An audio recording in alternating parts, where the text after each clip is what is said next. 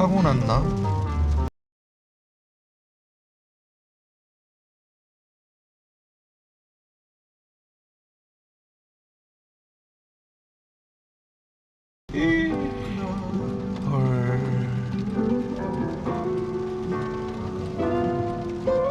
와.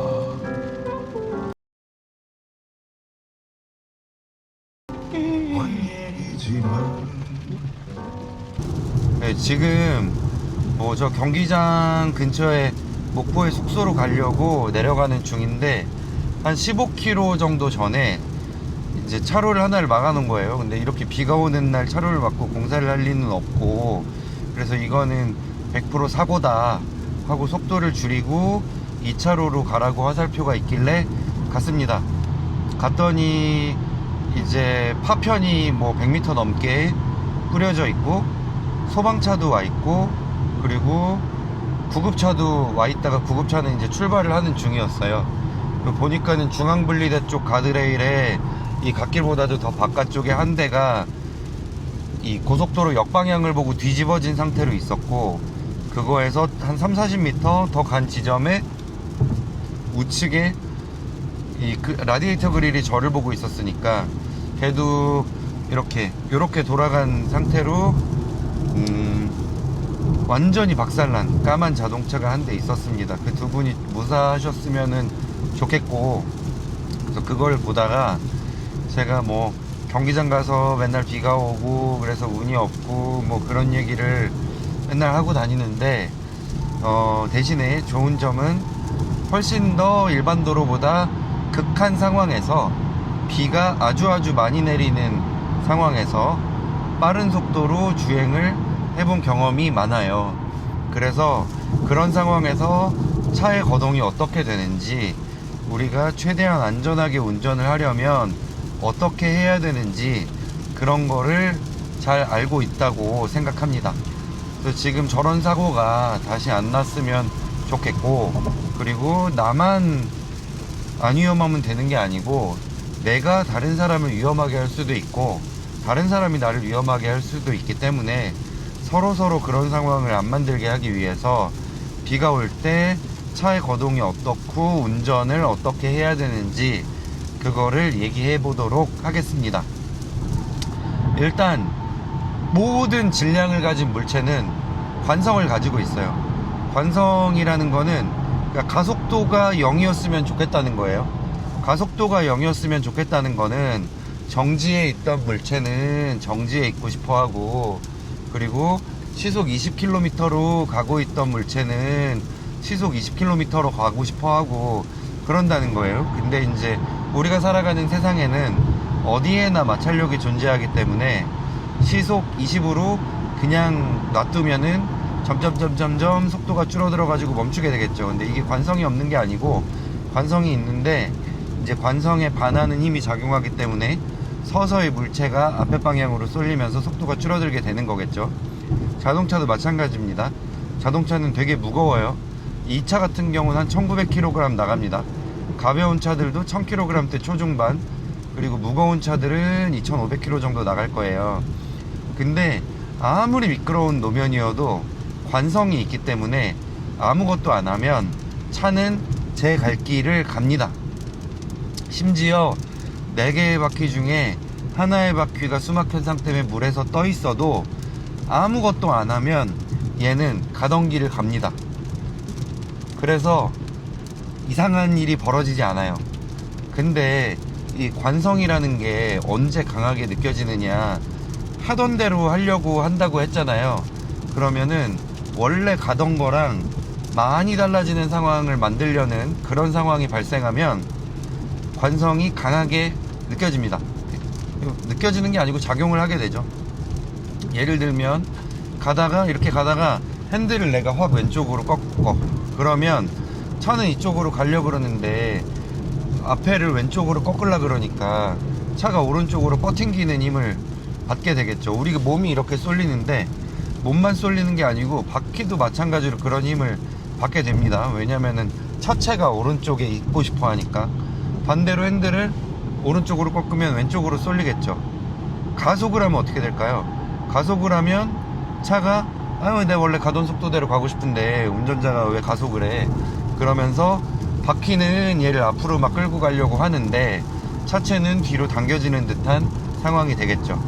브레이크를 밟으면 그러면 이제 앞으로 쏠리게 될 거고요. 여기다가 하나 더 생각을 해야 되는 게, 자동차는 바퀴가 굴러가는 형태로 운동을 하고 있다는 겁니다. 무슨 말이냐면, 뭐 이렇게 운전을 하고 있을 때 우리가 알게 모르게 바퀴는 노면이랑 미끄러지지 않고 가는 것처럼 느껴지지만, 우리가 알게 모르게 바퀴가 조금씩 바닥에서 미끄러져요. 뭐 우회전을 할 때도 그렇고 가속을 할 때도 그렇고, 서킷 같은 거 타보면은 그런 상황이 엄청 잘 느껴집니다. 근데 어쨌거나 아무 짓도 안 하고 있으면 바퀴는 이렇게 크루징으로, 타력 주행으로 지 알아서 갑니다. 그냥 가요. 이렇게 지금 제가 아무것도 안 밟고 있거든요. 100, 99, 98 이렇게 줄어들면서 마찰력 때문에 이렇게 가죠. 물웅덩이를 만나도 뭐 조금 삐끗할 수는 있어도 갑니다. 근데 어떻게 운전을 해야 되느냐, 그리고 무슨 일이 벌어지느냐, 이거에 대해서 말씀을 드리려고 하는데, 악셀을 밟거나 브레이크를 밟으면, 악셀을 밟으면 차가 뒤로 무게중심이 이동을 하면서 뒷바퀴 쪽에 이렇게 무게가 많이 눌리고 앞바퀴가 좀 들리게 되고요. 그리고 브레이크를 밟으면 앞쪽이 눌리게 됩니다. 앞쪽이 눌린다는 거는 뒤가 가벼워진다는 뜻이 되겠죠. 근데 비가 와요. 마른 노면에서는 그래도 상관이 없어요. 이렇게 직진하고 있는 상황에서 브레이크를 밟아도 애지간하면 앞바퀴가 같이 힘을 받고, 그리고 악셀을 밟아도 어지간하면 뒷바퀴가 같이 힘을 받고 그러는데, 비가 올 때는 노면이 불규칙하죠. 그러면은 그때 나는 핸들 조향을 안 했어도 브레이크를 갑자기 밟는다거나 악셀을 갑자기 밟는다거나 하면 상당히 위험한 상황이 생겨요. 악셀을 밟는 상황을 생각을 해볼까요? 전륜구동차들은 앞바퀴, 후륜구동차들은 뒷바퀴일 텐데 동력이 양쪽으로 전달이 되고 있죠. 그럴 때 내가 악셀을 밟는 그 순간에 오른쪽이 왼쪽보다 더 미끄럽다고 해보세요. 그러면 오른쪽은 가속이 안 돼요. 근데 왼쪽은 가속이 돼요. 그러면 어떻게 될까요? 전륜구동차들은 앞이 휙 돌아버립니다. 그리고 후륜구동차들은 뒤가 휙 돌아버립니다. 그렇게 되니까 차가 돌아버릴 수가 있어요. 마찬가지로 브레이크를 밟았다고 쳐요. 브레이크를 밟았는데 이제 브레이크는 네 바퀴에 다 걸리니까, 그럴 때 뭐 만약에 뭐 오른쪽 앞바퀴랑 왼쪽 뒷바퀴가 물에 떠 있다, 뭐 이런 상황이면 조금 나을 수도 있는데, 만약에 왼쪽 바퀴, 앞에 바퀴, 뒤에 바퀴 두 개가 물에 떠 있어요. 그래서 브레이크를 잡았는데 왼쪽 바퀴는 멈췄지만 오른쪽 바퀴는 이제 멈췄지만 물 위에서 떠가는 거고, 오른쪽 바퀴는 이 속도가 줄어들면서 노면이랑 얘가 같이 이제 늦어지게 되겠죠. 그러면은 브레이크를 밟으면 왼쪽 바퀴에 그립이 없을 때 아까 악셀을 밟았을 때처럼 돌아버릴 수가 있어요. 그러니까 브레이크나 악셀 함부로 밟으시면 안 됩니다. 첫 번째는 뭐냐면, 가다가 물이 많이 튄다, 물이 고여 있는 것 같다, 그러면 일단은 거기를 피하세요. 글로 지나가지를 마시고, 대신에 그럴 때는 옆에 차선, 뒤에 오는 차들, 내 앞에 있는 차 확인하고 가시고, 차가 없다고 할 때에도 핸들을 갑자기 꺾지 마세요. 그러니까 브레이크랑 악셀을 급격하게 밟지 않는다, 그리고 핸들을 갑자기 꺾지 않는다, 이거를 지키시면 아주 큰 사고는 면하실 수 있습니다. 근데 운전하는 분들 중에 이제 익숙하지 않은 분들이 흔히 하는 착각이, 브레이크를 밟으면 안전하다 라고 생각을 하시는 분들이 꽤 있어요. 근데 그거는 진짜 위험한 생각이고, 브레이크를 밟아가지고 속도가 낮아진 상태가 되면 그때는 속도가 빠를 때보다 안전하겠죠. 근데 그 안전한 상태로 가기 위해서 브레이크를 세게 밟는다? 그러면 속도가 높을 때보다 오히려 더 위험합니다. 왜냐하면 가속도가 있고 그것 때문에 관성이 작용하고 있으니까. 그래서 비 오는 날 그런 상황이 어떤 데서 생기냐면, 물웅덩이에서 차가 미끌미끌해요. 이거 안 되겠다, 본능적으로 안전해져야지 라고 생각을 하면서 브레이크를 밟아요. 그러면 물웅덩이에서 브레이크를 밟고 차가 이 선택적으로 그립을 잃으면서 돌게 되겠죠. 돌게 되면 네 바퀴가 다 미끄러지면 그때부터는 끝이에요. 사륜구동이고 전륜구동이고 후륜구동이고 다 필요 없습니다. 그냥 네 바퀴짜리 썰매를 팽그르르르 돌려놓고 타는 거예요. 그러니까 브레이크가 능사가 아니다. 그리고 이제 다른 차들을 고려하셔야 돼요. 내가 이 앞에 물이 있는 것 같아. 근데 저 앞에 차가 있어요 지금. 근데 여기로 가기 싫어. 근데 내 오른쪽 뒤에 차가 있어. 가고 싶어. 이렇게 갈 때는 깜빡이 넣고 그냥 아무것도 밟지 마세요. 아무것도 밟지 말고 핸들을 조금만 이렇게 팩 이렇게 간다고 생각을 하지 말고 이렇게 간다고 생각을 하고 그렇게 가세요. 그래야지 뭔가 이상한 거동이 발생하지 않게 됩니다. 이런 경우에도 제 뒷차가 있지만 저보다 느리죠.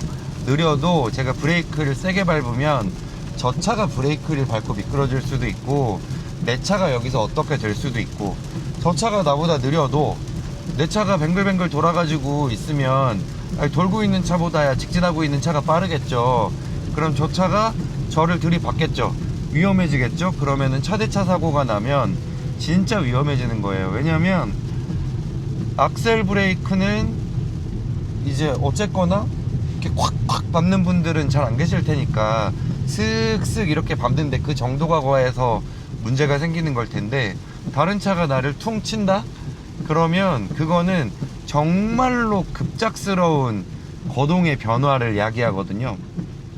그러니까 뭐 내가 뱅글뱅글 돌고 있는 상황이 아니더라도 내가 그립을 잃어서 뒤뚱뒤뚱 하면서 속도가 늦어지고 있을 때 다른 차가 나를 툭 쳤다.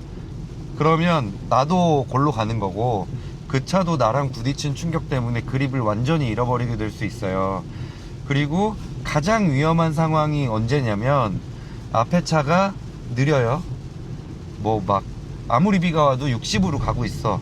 그럼 오히려 위험할 수 있거든요. 내 뒤에서도 차가 오고 있고. 근데 내가 그 차를 피해가는 게 더 안전할 걸로 생각이 돼요. 그래서 그 차를 피해서 가고 싶어. 근데 그럴 때 빨리 추월해야지 하고 차선을 바꿔가지고 악셀을 엥 밟아. 근데 그 차 옆에서 내가 돌면 어떻게 될까요? 그리고 엥 안 밟았어. 그 살살 밟았어. 천천히 추월을 해. 천천히 추월을 하는데도 그 차 옆에 그러면 나란히 가게 되는 시간이 길어지게 되죠. 지금 같은 상황이에요. 지금 제 앞에 차가 상당히 느리게 가고 있거든요. 근데 이렇게 추월할 때는 악셀을 꽉 밟으면 안 되고 슥 하고 조금만 밟아줘야 돼요. 왜 그러냐면 쟤는 지금 제가 저를 추월하려고 하는데 저를 못 보고 오른쪽으로 들어오려고 그랬죠. 그랬을 때 제가 너무 천천히 가고 있었고 제가 들어오는 거를 못 봤다면 사고가 나는 거예요. 원래는 이렇게 하위 차로로 추월을 하면 안 되지만 저 차 때문에 위험한 상황이고 길이 꽉 막혀 있으니까 어쩔 수 없이 우측으로 추월을 했습니다. 근데 뭔지 알겠죠?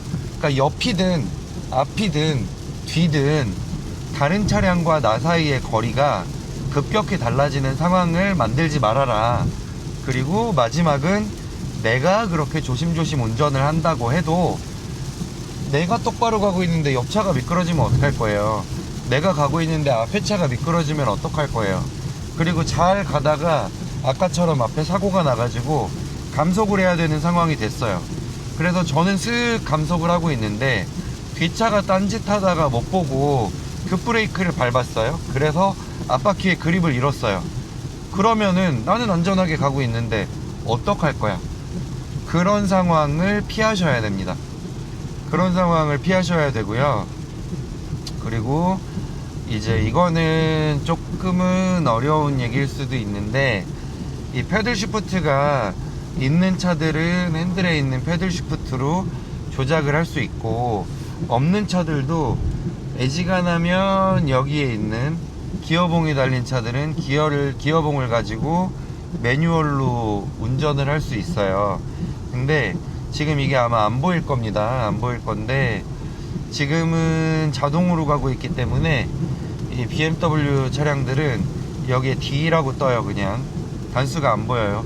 M3는 작은 숫자로 단수가 표시되고 큰 숫자로 D라고 표시가 되지만, 이런 M340i 이런 거는 M자가 붙었지만 어쨌거나 일반 모델이기 때문에 D 상태에서는 단수가 표시가 안 됩니다. 근데 이럴 때 왼쪽에 있는 거를, 뭐 브랜드마다 조금씩 다릅니다만, BMW는 왼쪽에 있는 거는 누르면 다운 시프트를 합니다. 6단, 5단. 이거는 D5 이렇게 돼 있으면, 다른 분들 그거 따라하지 마세요. 비 올 때 이렇게 단수 내리는 거 굉장히 위험합니다. 5, 6, 7, 8. 속도 똑같은데 단수가 바뀔 수 있죠. 자전거랑 똑같은데 단수가 낮아지면 힘이 세지고, 그리고 속도는 높이기가 힘들어요. 그러니까 아까 내가 단수를 낮추면 RPM이 올라가고 그 상태에서 많은 힘을 낼 준비가 된 거예요. 그때 제가 악셀을 밟으면 차가 튀어나갑니다. 뭐예요? 갑작스러운 거동의 변화죠. 그러면은 그런 일이 덜 벌어지게 하려면 어떻게 해야 돼요? 평소보다 가급적이면 높은 단수로.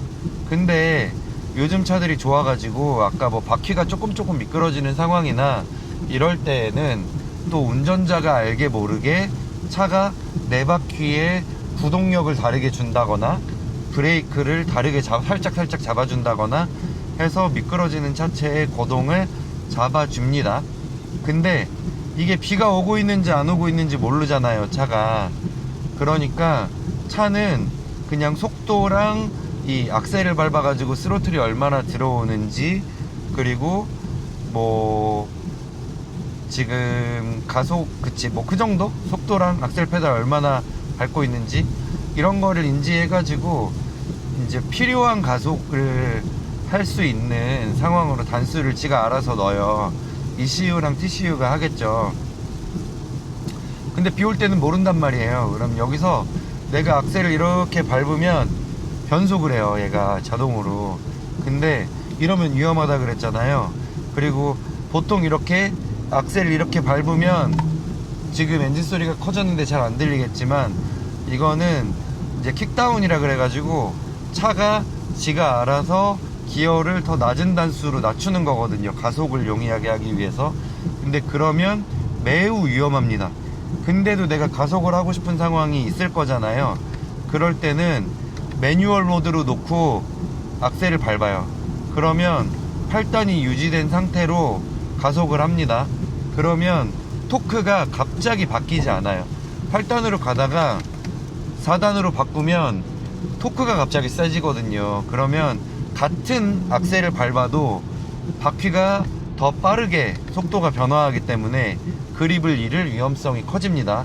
그러니까 가속을 하고 싶을 때든, 아니면은 뭐 계속 매뉴얼 운전을 좀 할 수 있는 분들은 매뉴얼로 운전을 하셔도 돼요. 이렇게 BMW 이렇게 하면은 D8, D7 이렇게 나오는데, 이거는 일시적인 시퀀셜 모드라 그래가지고 가만두면 지가 알아서 단수를 다시 D로 바꿉니다. 근데 땡기면은 S 모드가 되고, 이거는 스포츠고, 여기서 단수를 바꾸면 M6이라고 나와요.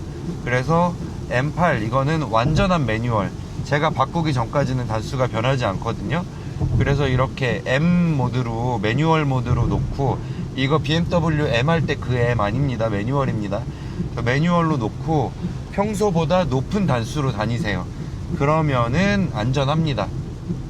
M 같은 경우는 좀 달라요. 뭐 그리고 LCI 모델은 또 뭐 기어봉 사라지고 막 이런 거 있어가지고 달라지는데, 제가 그 경기장에서 타는 M3 같은 경우는 매뉴얼이 그 기어봉 있는 BMW 일반 모델이랑 기어봉 있는 M 모델이랑은 달라요. 이거 방향이, 기어봉 방향이 달라요. 근데 걔네들은 뭐 핸들 꺾어가지고 이렇게 위아래로 이렇게 하면 매뉴얼 모드로 탈 수 있습니다. 그리고 기어 모드도 조금 달라요.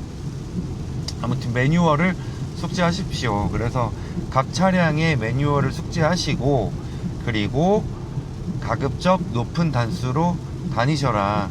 그리고 저 멀리 있는 차, 왼쪽 멀리 있는 차, 오른쪽 멀리 있는 차, 내 근처에 있는 왼쪽 오른쪽, 내 뒤에 있는 차, 내 뒤에 왼쪽 오른쪽에 있는 차, 이렇게 차들이 있다면 그거를 다 보셔야 되고, 그리고 비 오는 노면에서 차선도 잘 안 보이고 그러잖아요. 그러면은 시선을 이 앞에만 보시면 되는 게 아니고, 이렇게 앞차랑 이런 표지판이나 가로등이 반사되는 노면도 같이 보셔야 됩니다. 반짝반짝 거리는 데는 물이 있는 데예요. 물이 있는 데인데, 보통은 노면이 좋은 데는 고르게 반짝거립니다. 그런데 조금 더 까끌까끌하게 생긴 데들은 더 울퉁불퉁해서 갑자기 그립을 잡을 수 있는 데들이에요. 그러면 걔가 다 그렇게 까끌까끌하면 괜찮은데, 내 차에 4바퀴 중에 한 바퀴만 거기 걸렸는데 내가 또 브레이크를 밟았다. 그럼 위험해질 수 있어요. 그리고 가다가 유난히 좀 어둡고 찰랑찰랑해 보이는 데가 있다. 아니면 반대로 유난히 반짝반짝거리는 데가 있다. 그러면 이거는 물웅덩이입니다. 그러면은 그런 데는 가급적 피하세요. 여기는 지금 물웅덩이가 있어요. 지금 지나간 데는. 그리고 여기는 오르막이니까 잘 없을 거예요. 그리고 또 하나는 뭐냐면, 도로가 중앙선 쪽이 바깥쪽보다 무조건 조금 높게 설계되어 있어요. 그렇기 때문에 1차로로 주행을 하면은 물로부터는 상대적으로 자유로워질 수가 있습니다. 대신에 어떤 위험이 있냐면, 예전에 제가 영동고속도로에서 운전하다가 한번 눈 오는 날 본 적이 있는데, 맞은편에 있는 트럭이 미끄러져 가지고 중앙분리대를 뚫고 건너편 차로 1차로로 나온 거예요. 그러니까는 1차로로 멀쩡하게 가고 있던 차가 반대편에서 트럭이 날라와 가지고 그 트럭을 정면 충돌하고 되게 크게 사고가 났던 걸 본 적이 있어요. 그러니까는 이제 그런 위험이 있으니, 만약에 시야 확보가 되는 데면 건너편 상황도 주시하면서 1차로로 가는 게 좋고, 이렇게 중앙분리대가 좀 높아가지고 안 보이는 경우에는 어떻게 하면 되냐, 그런 높은 차들은 헤드램프가 위에 있거든요. 그리고 헤드램프가 위에 있고 헤드램프가 내 눈높이까지 안 보이더라도, 이렇게 비가 오는 날은 저런 데 보세요. 뿌얘지죠. 비가 오는 날은 빗방울 때문에 헤드램프 빛이 엄청나게 산란이 되기 때문에 마주오는 차들의 빛이 저렇게 산란이 돼서 밝게 보여요. 그러니까 이런 거 저런 거를 다 보셔야 됩니다. 이런 거 신경 쓰기 엄청 피곤하죠. 근데 피곤하게 운전을 해야 사고가 안 나고 안전한 겁니다. 내가 잘못하지 않았는데 중앙선 건너에서 트럭이 와가지고 내 차를 쳤어. 그래가지고 뭐 천만다행히 안 다쳤어. 보험 처리 받았어. 합의금도 뭐 받았어요. 200만원 받았어요. 병원 치료도 다 받았어요. 차도 다 고쳤어요. 근데 그 고친 차는 사고차잖아. 이거 뭐 사고가 아주 많이 크게 나면은 이제 뭐 감가상각하는 거 보상을 해주기도 하지만, 사고 안 난 차 돈 안 받고 타고 싶으세요? 아니면은 사고 난 차 고치고 일부 보상금을 받고 타고 싶으세요? 후자를 고르는 사람은 아무도 없다고요. 그러니까 나만 잘하면 되는 게 아니고 다른 차들도 주의하면서 보자. 그리고 나도 다른 차들한테 위험한 상황을 만들어주지 말자. 예를 들면 나는 여기서 운전을 잘해. 그래가지고 브레이크를 세게 밟아도 내가 제어를 할 수 있어요. 저는 이런 길에서 운전하는 건 솔직히 진짜 아무렇지도 않거든요. 그래서 제가 얼른 가가지고 나는 브레이크 밟고 차가 돌려고 하면 어떻게든 할 수 있어. 그리고 제어할 수 없는 상황까지는 차를 내몰지 않을 자신도 있어. 그렇게 한다고 하더라도 내 뒤에 있는 차가 내가 브레이크를 밟는 거를 보고 내 브레이크 등을 보고 깜짝 놀라가지고 브레이크를 갑자기 밟아서 나랑 거리가 뭐 50m 100m 되는데도 불구하고 돌아가지고 사고가 났어요. 내가 처벌 같은 거 안 받을 수도 있겠지. 근데 그런 민폐를 끼칠 이유가 전혀 없죠. 그리고 재수가 없으면 나도 같이 피해를 입을 수도 있고. 그러니까 비 올 때는 오늘 말씀드린 거 잘 생각하셔가지고 안전하게 운전을 하셨으면 좋겠습니다. 영상이 너무 길었는데 다시 요약. 첫 번째, 악셀 세게 밟지 않는다. 두 번째, 브레이크 세게 밟지 않는다. 세 번째, 핸들 갑자기 꺾지 않는다.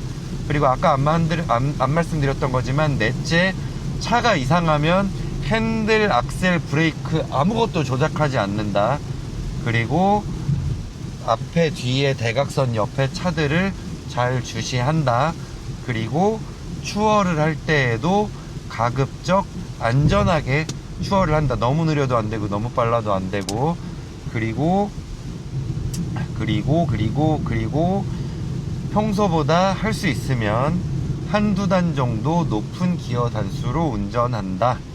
요 정도를 생각하시면 빗길에 미끄러져서 사고 나는 일은 아마 평생 안 겪으실 수 있을 겁니다.